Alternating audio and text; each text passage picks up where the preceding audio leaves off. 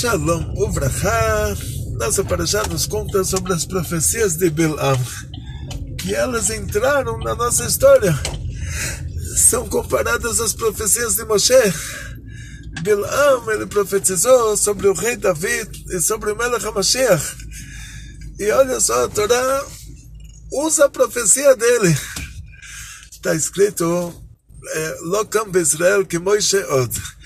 Não se levantou dentro do nosso povo de Israel alguém como Moshe. Daqui conclui a Gemara: no nosso povo não teve ninguém tão grande quanto Moshe. Agora, entre os povos do mundo, sim, teve um. E quem era ele? O Bilam. E qual era a similaridade, o que tinha Bilam em comum com Moshe Rabbeinu? Deus me livre, se analisarmos os fatos. Pela Torá, o homem tem que se casar com uma mulher, é proibido ter uma relação com o animal, e Bilam, ele vivia maritalmente com a jumenta dele, ele era casado com a jumenta. E como ela própria revelou, na hora que o anjo deixou a jumenta falar, ela contou tudo, ela colocou a boca no trombone.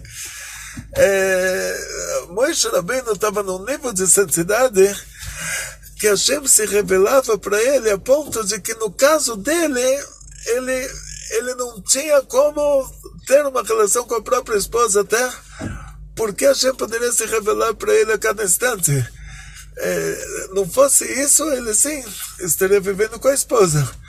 Então, quer dizer, Bilam que vive com o animal, Moshe Rabbeinu que a revelação divina aparece para ele constantemente. Como dá para comparar um com o outro?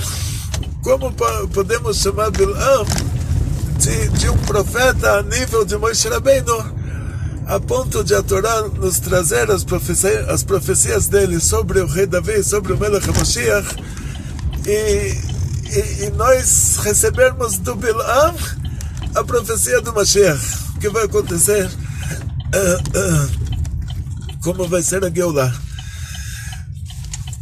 Então, para entendermos isso, então nós vamos para a história do rei Salomão, que eu já contei para vocês. Os três comerciantes, e o rei Salomão conta uma história para eles de um jovem que se comprometeu em casar com uma jovem, e ele quebrou o compromisso.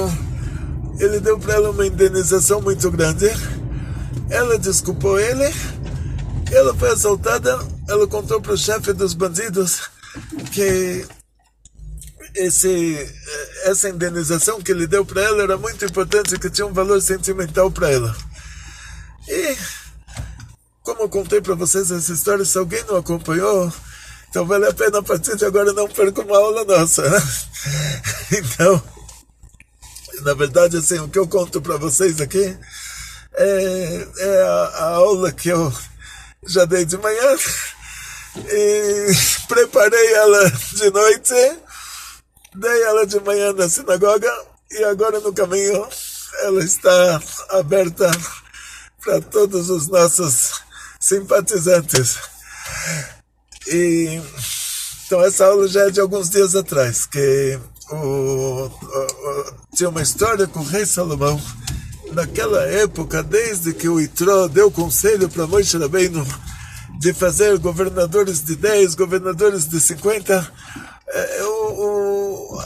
os padres traduziram como capitão de 10, capitão de 50, porque há 500 anos atrás a palavra capitão queria dizer governador.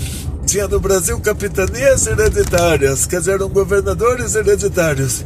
E hoje capitão é cargo no exército, é um cargo que não está nem para cima nem para baixo.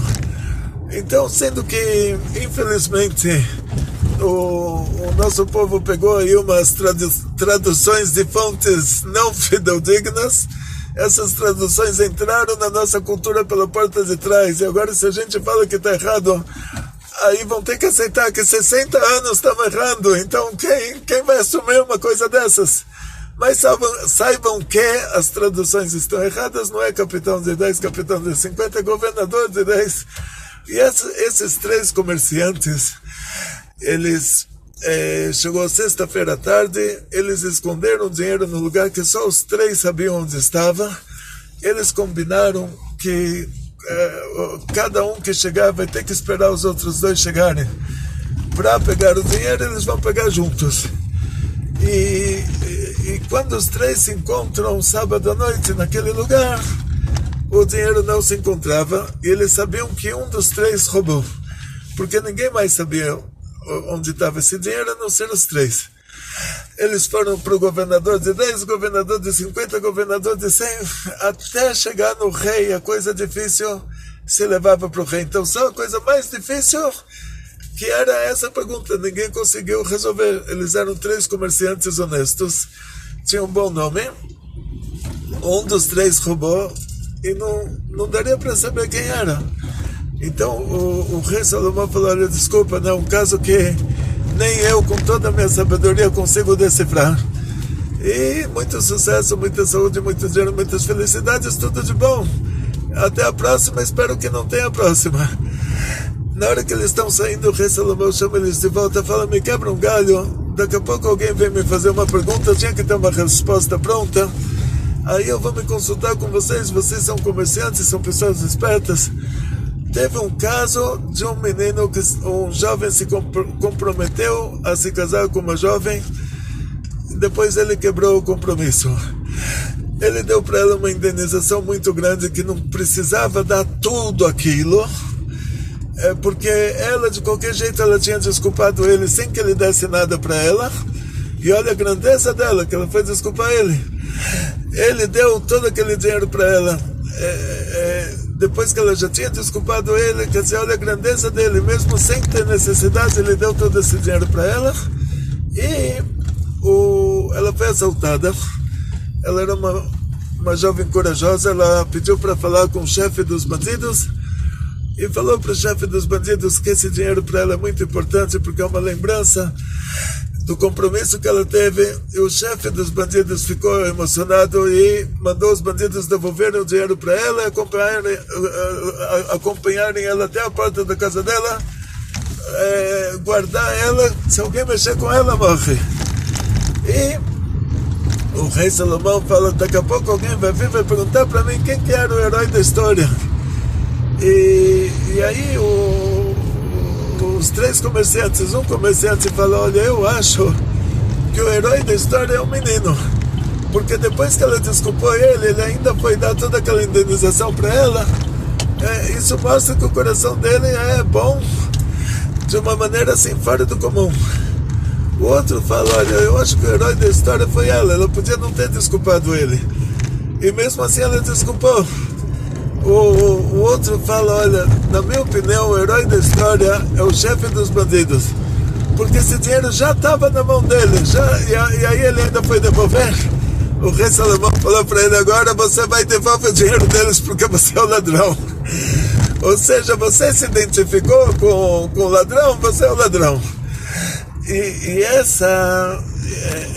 esse seria o problema se Hashem se revelasse para o Bilam da mesma maneira que se revelou para o profeta Hezkel ou para qualquer outro profeta. Diz o Zohar que Hashem se revelou para o Bilam. O Zohar usa um termo técnico. Antigamente o Império Romano era Estados Unidos. Os produtos industrializados eram vendidos com nomes em latim. E o vidro da época, o vidro industrializado, era chamado de aspaclária. Devia ter com certeza um cristal, porque tem uma palavra zchurit em hebraico, mas a gente não sabe como cacherizar os zchurit. Porque os zchurit, mesmo que no hebraico moderno é traduzido como vidro, mas sendo que antigamente se usava esse termo aspaclária para vidro, então a gente entende que tinha um vidro normal, que era aspaclária, tipo o vidro industrializado, e tinha o cristal puro, que era o zchurit. Então por isso a gente não sabe hoje para Ashkenazim, os judeus europeus não cacherizam vidro, porque a gente não sabe se o vidro da Mishnah era vidro ou era cristal. E a gente não sabe o que era aquilo. Porque tem o termo em hebraico, mas o termo em aramaico, desculpa, em latim, aramaicozado, é aspaclara. Aspaclara que quer dizer vidro em latim, num latim assim meio puxando para o aramaico. Hashem se revelou, diz o Zohar, Hashem se revelou para Moshe como uma pessoa que está olhando por uma janela transparente, um vidro limpo. E Hashem se revelou para os outros profetas num nível inferior, como alguém que está olhando por uma janela num vidro fumê, num vidro escuro, num óculos escuro. Alguém está olhando por uma janela que ela já filtra, a pessoa não vê claramente o que tem do outro lado. A janela ela já é um vidro colorido e por causa disso muito do que ele está vendo está dependendo da dedução dele, da conclusão dele. Então Hashem era obrigado a dar para os povos do mundo também um profeta, porque para que nós possamos ter o livre-arbítrio, sempre, se foi aberto um dia o túmulo de um tzadik e o corpo dele estava inteiro, vai ter que ter também esse mesmo milagre em todas as outras religiões. Aí vão abrir no convento, vai ter o túmulo de uma freira que o corpo dela vai estar inteiro, e no templo budista, mesmo que eles fazem lá a cremação, mas um dia não fizeram a cremação e tinha lá o corpo do monge que estava inteiro, e na mesquita tinha lá o corpo do sheikh que estava inteiro.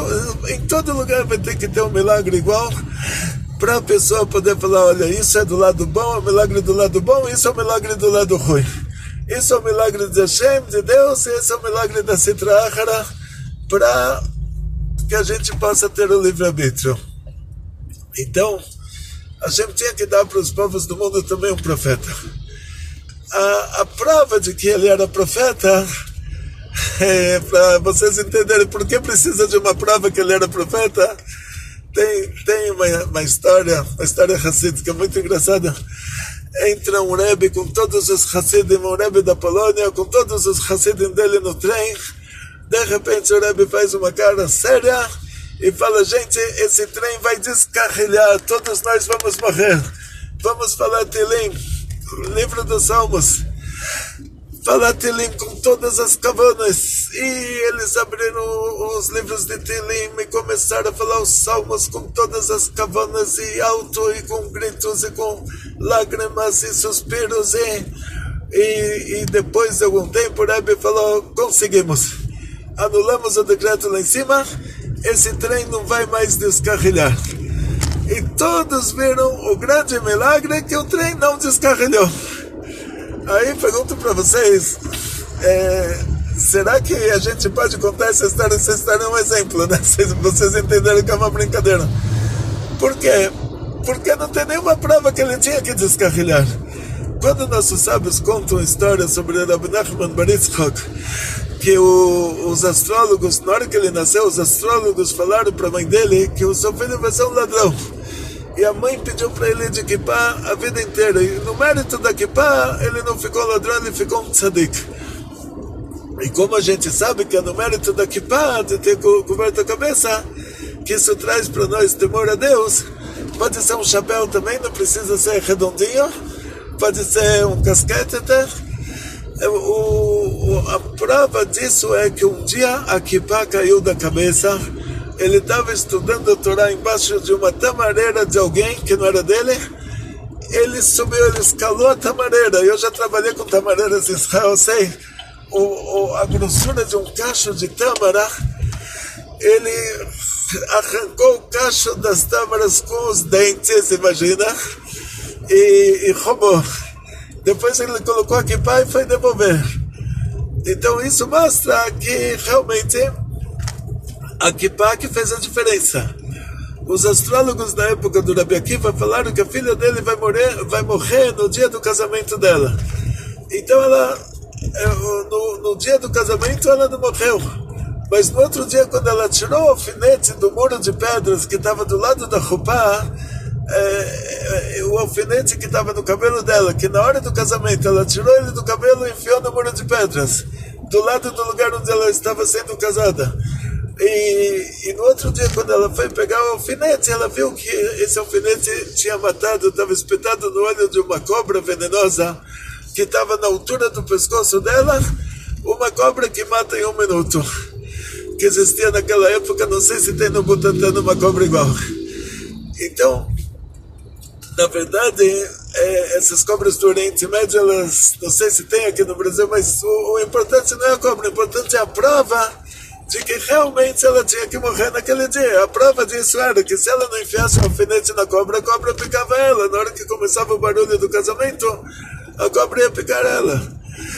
Então, em todas as histórias, quando você quer dizer que, olha, no mérito de uma coisa não aconteceu outra coisa, você tem que dar uma prova disso. E a prova de que Bilam era um profeta, no nível de Moshe Rabbeinu, no nível de Moshe, é que a Torá de Moshe, o Pentateuco, a profecia de Moshe, traz a profecia do Bilam como parte da Torá, e a gente aprende da profecia de Bilam sobre o rei David, sobre o Melech HaMashiach. Até na nossa reza a gente fala Matovu, que era a profecia de Bilam. Isso mostra que Bilam era um profeta no nível de Moshe Rabbeinu. Foi bom para nós que ele trouxe para a gente a profecia de Moshe, a profecia, não de Moshe, de David, e a profecia do Melech HaMashiach, mas para os povos do mundo não foi bom. Mas para que tivesse o livre-arbítrio de eles escolherem entre Bilam e Moshe, Hashem deu para eles os dois no mesmo nível. Fala, olha, aqui você tem um profeta no nível de Moshe, mas olha o comportamento dele. Ele vive com a égua dele, lá, com a jumenta dele. Ele casou com a jumenta. Não sei se naquela época tinha passeatas assim de casamento com animais, orgulho de se casar com animal, não sei, mas o Bilam era um símbolo disso. Um casamento que não era de um homem com uma mulher. E olha as coisas que ele ensinava. Olha, então, por causa disso, por um lado, Hashem tinha que dar para os povos do mundo também um profeta no nível de Moshe, para eles não reclamarem que se eles tivessem um profeta, eles voltariam para o bom caminho, para que tivesse o livre-arbítrio. Segunda coisa, primeira coisa, para eles não reclamarem. Então, eles tiveram um profeta e olha o que o profeta fez para eles. A segunda coisa, para ter um livre-arbítrio, para ver se o seu profeta é um depravado, então vai para Moshe Rabbeinu, deixa o Bilam, vai para Moshe. E terceira coisa, que aqui é o detalhe mais importante, por que Bilam precisou receber o nível de profecia de Moshe Rabbeinu? Aí vamos para o vidro, para a fábrica de vidros. Ou então, diz o Zohar, tem as Paklar Meirah, que é o vidro transparente. Assim Hashem se revelou para Moshe Rabbeinu. Tem as Paklar She'ena Meirah, o vidro que ele é tipo um filtro, um óculos escuro, que aí vai depender muito da interpretação do profeta. Ele está vendo coisas, mas ele vai interpretar as coisas de acordo com o que ele próprio entende. Então o Bilam, sendo que na história do rei Salomão com os 3 comerciantes, o Bilam seria aquele que ele está se identificando com o bandido. Então, se Hashem mostrasse para ele uma profecia, uma profecia indireta, como Hashem mostrou para todos os outros profetas, mostrou a profecia indiretamente, como um vidro escuro, que a pessoa tem que deduzir nas formas, ele precisa ter a própria dedução do que é. O Bilam só deduziria coisa ruim. Então, com Bilam não tinha como, ou ele não ia ser nada profeta, ou ele tinha que ser um profeta no nível de Moshe, de receber uma profecia transparente, porque se dependesse da interpretação dele, ele interpretaria errado. Então por isso Hashem revelou para ele o mesmo nível de profecia que revelou para Moshe, por isso diz a Torá, que Lo Kam Israel Navi que Moshe Od, não se levantou no nosso povo de Israel um profeta como Moshe, mas nos povos do mundo sim, e é o Bilam, que ele recebeu o nível de profecia de Moshe, que é um vidro transparente. É Hashem se revelando para ele de uma maneira, revelando a profecia para ele de uma maneira que ele não precisa tirar conclusões. É claro que não foi a mesma profecia que Hashem revelou para Moshe, Hashem revelou para ele coisinhas pequenas, mas nesse nível que ele não precisa tirar conclusões. Quer dizer, Hashem revelou para ele como no nível de revelações de Moshe, mas não o que Hashem revelou para Moshe, claro. Só coisinhas assim, assuntos de Mashiach e Geula. E coisinhas pequenas, mas que pra gente é a coisa mais importante do mundo, porque a gente é a geração da Geula. Então vamos em frente. Hashem falou para Bilam desde o começo. Se Hashem falou para ele, olha, se para... então esse se que Hashem falou para o Bilam já deu uma ideia para o Bilam. Hashem está dizendo, se para isso vieram os ministros do Moab, se por esse motivo vieram, mas se por outro motivo, então o Bilam, ele já imaginou uma coisa assim. Hashem falou para ele que, olha, se eles vieram aqui para te contratar, você pode ir com eles, mas você só vai falar o que eu vou te colocar para falar. Então, se o Bilam não acreditasse que ele vai conseguir enganar Deus, ele não iria. Ele não iria porque ele iria passar a maior vergonha. Estão contratando ele para amaldiçoar a gente, e ele sabe que Hashem ama cada um de nós mais do que um casal de 100 anos de idade que tivesse o primeiro nenê deles, e mais do que esse casal amaria esse filho único que nasceu com 100 anos de idade. Quando eles tinham 100 anos de idade, Hashem ama a gente infinitamente mais do que isso. Então é claro que o Bilam sabia que Hashem iria trocar a maldição dele por bênção. Então por que de qualquer maneira ele foi?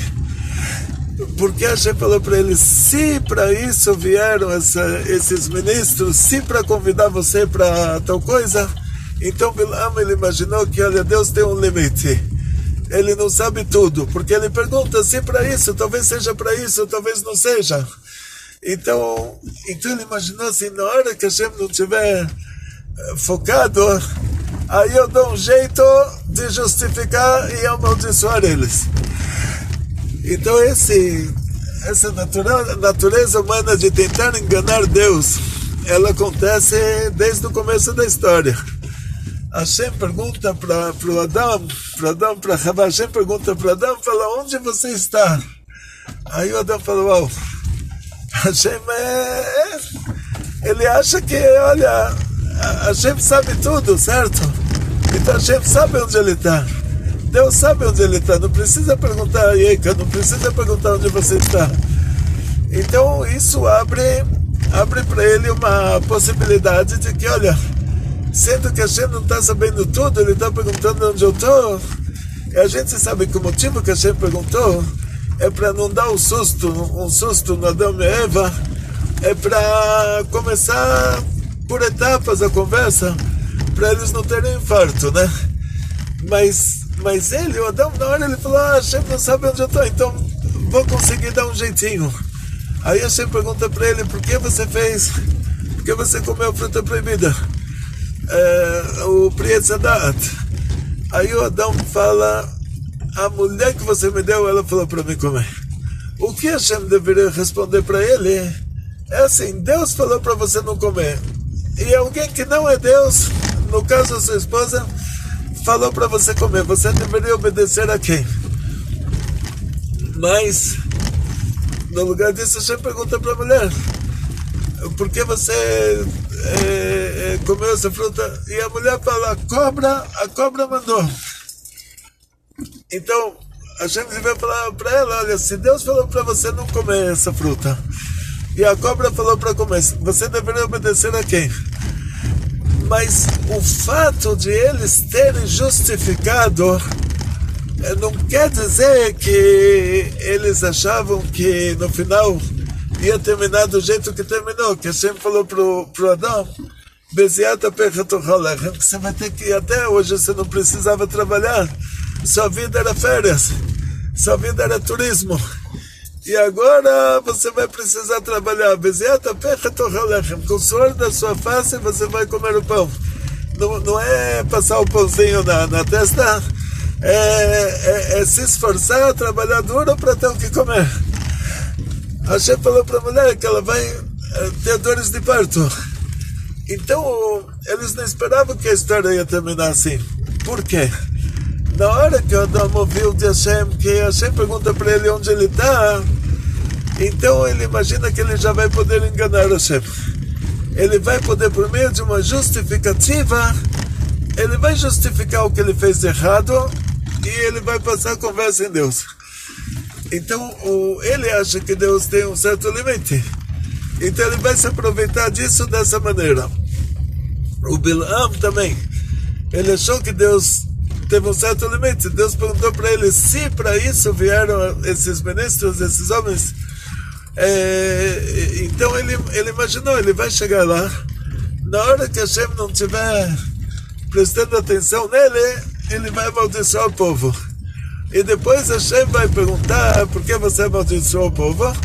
E ele vai justificar, ele vai falar por que me contrataram, me pagaram, já tinha combinado antecipadamente, já era antes de você me falar, já tinha compromisso, ele ia justificar de qualquer maneira. Como o Adão jogou a culpa na Eva, a Eva jogou a culpa na cobra, o Bilam ia jogar a culpa no Balak, o Balak ia jogar a culpa no Bilam. Essa natureza da justificativa, a fonte dela é isso. A pessoa acha que Deus tem um limite. Então, na hora que eu justificar, sendo que Deus ele é menos do que na opinião da pessoa, né? A pessoa acha que Deus é menos do que é. E a justificativa dele, então, vai equilibrar com o que ele acha que é Deus. Então, por exemplo, tem uma criança pequena, eu sei que a criança pequena é uma criança pequena. Então, quando eu dou uma justificativa para a criança pequena, eu tento enganar a criança, vamos dizer assim, no nível dela. Então, por exemplo, minha filha tem 8 anos, a Rivke, e eu tenho uma filha de 36 anos, eu tenho uma filha de 32 anos. Então, para cada uma eu tenho que falar com ela de uma maneira diferente. E de vez em quando tem que convencer a pessoa a fazer alguma coisa. Com a menina pequena, aí eu falo, olha, você estuda bonitinho, eu te dou um chocolate. Aí, peraí, o que está acontecendo aqui? O estudo dela lá em cima, o estudo de Torá dela lá em cima, vale muito mais do que o chocolate. Mas eu estou convencendo ela a estudar por meio do chocolate. Então estou dando o chocolate como justificativa, certo? Vamos voltar agora. Se ela... o caminho contrário. Se ela não estudou e ela fala para mim, pode pegar o chocolate para você, aí eu vou falar, pera, mas você quer comparar o chocolate ao seu estudo? Aí ela vai falar, mas você não ia me dar o chocolate para estudar? Ou seja, a gente tem que entender aqui que a justificativa, o que para a gente é considerado uma justificativa, quando a gente dá essa justificativa para Deus, é como a menina te dando chocolate e fala, olha, eu não vou estudar, tá vendo? Estou te dando o seu chocolate de volta, tá vendo que legal, você ganhou um chocolate para mim não estudar. É mais ou menos isso. Ou seja, a gente está falando para Deus que, olha, eu não fiz o que você pediu por causa de.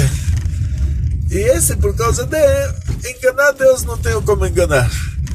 Então, por que eu estou jogando a justificativa?